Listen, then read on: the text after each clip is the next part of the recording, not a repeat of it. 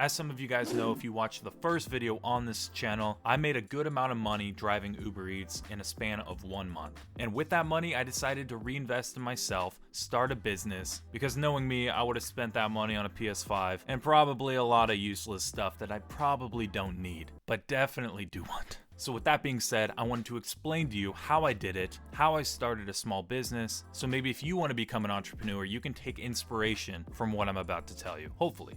That's the plan at least. Now, like I said before, I made a good amount of money driving Uber Eats. I made over $8,000 with gas and other costs along the way. I ended up making about $7,500, which is a good amount of money to put towards something like a small business. And I kind of got this idea when I was on the road. Because I was on the road for 12 hours a day, I knew that I didn't want this time to go to waste. So I started thinking of ideas. How can I use this money to get me to where I want to be, which is being my own boss, making money from home, maybe one day having employees. That's kind of my dream, especially with COVID going on. I didn't want to put myself in the same situation I did before, relying on an employer that's just going to end up firing me because, you know, COVID. So while I was out on the road, I was brainstorming, thinking of ideas of what I wanted to do. I ended up stumbling upon something that's kind of near and dear to my heart, car air fresheners.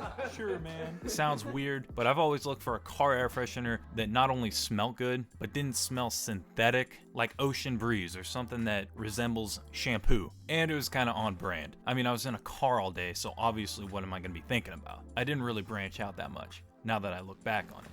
But that's what I decided to do. And I think the most important part, not only establishing the idea you have, but following through with it. So at that point, on the road during this challenge, I knew that no matter what, I was going to be selling car air fresheners in hopefully 2 to 3 months, because I didn't know what the process was. I didn't know where to find suppliers, how to add scents to car air fresheners. Like for me, I wanted them to smell like cologne and perfumes. Like, do I just spray them? Do I just give them a quick dousing on each side? Like, how do I do it? How am I gonna do this? Not only that, logistics, like starting a business, setting up an LLC, building a website, packaging, shipping, the list goes on and on. That's all stuff I didn't really know about, so I knew in the next couple months I had to learn it at an expedited pace. But in my mind, the hard part was already over. I gained all the money that I needed. So I had a decent budget to test products, find the right suppliers, things of that nature. After I got done with my challenge, I spent the next 2 to 3 weeks really deep diving on different topics on YouTube. All the information I got was for free on this platform that you're using right now to watch me. The only hard part is finding out which information is good and separating it from 99% of the information that's total garbage. I mean, I'll watch 10 videos and maybe get one little nugget of information that actually pertains to what I'm trying to know. But if you can get around that, you have all this information at your fingertips. It's fucking awesome. In those 2 weeks, I learned where to find suppliers. I actually contacted a few of them. They sent me over samples to see if they were the right fit for me. I went through forums and forums about how to mix the right formula specifically for car air fresheners. I learned where to get packaging, how to ship out products, marketing, making a website. I learned a ton in those 2 weeks. I basically took a crash course on how to start a business. From there, I made a systematic checklist that I needed to follow.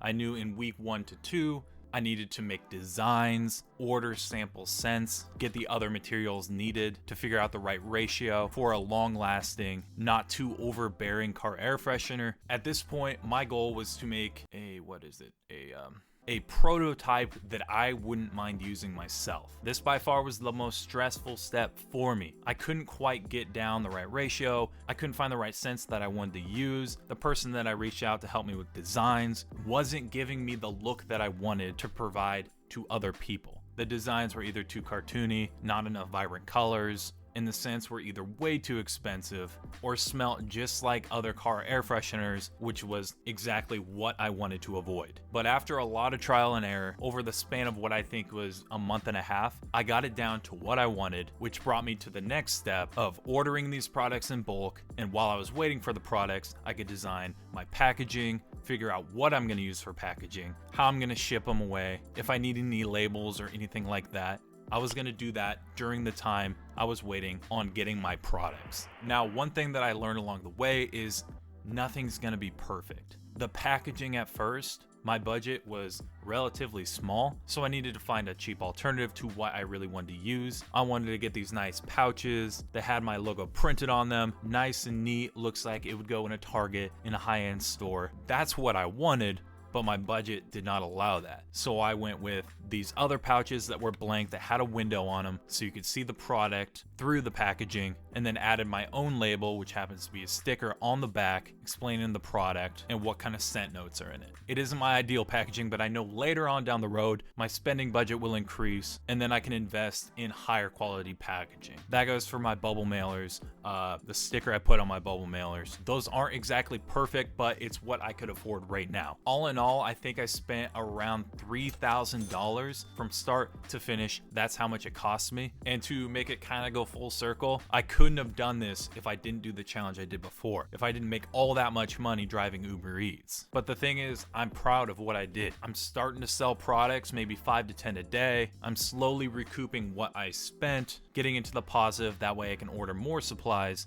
and keep this train rolling. Has it been easy? No, definitely not. It has not been easy, but it's definitely been worth it. Hearing people contact me telling me, man, they love the scent, or that they love supporting what I do, that makes it all worth it. As cheesy as it sounds, that's what it's all about, really, honestly. If you have any questions about any specific area of starting a business, I know I just kind of went over what I did, but if you want me to go in depth, definitely let me know down in the comments. I'm gonna be posting more business style videos. I wanna keep you up to date on my growth, how I'm doing. Basically, I want you guys to come with me every step of the way through this entrepreneurial journey. I see all these people online, and I was one of these people as well, that create things like software or drop shipping businesses, something that highly depends on marketing rather than the whole logistics side to running a business. So I wanna show you that other side. And if you guys are looking to start a business, hopefully this content helps you. We can kind of bounce ideas back and forth, motivate each other, get us to the point where we're driving Lamborghinis and shit like that. I don't know. But yeah, that's it for this video. Make sure to like, comment, subscribe, or just listen to my little song about it. Hey, you know what you need to do to help out the channel. All you need to do is subscribe. All you need to do is leave a like and let YouTube know I am here for it. Hey, you know what you need to do to help out the channel. All you need to do is subscribe. All you need to do is leave a like and let YouTube know I am here for real.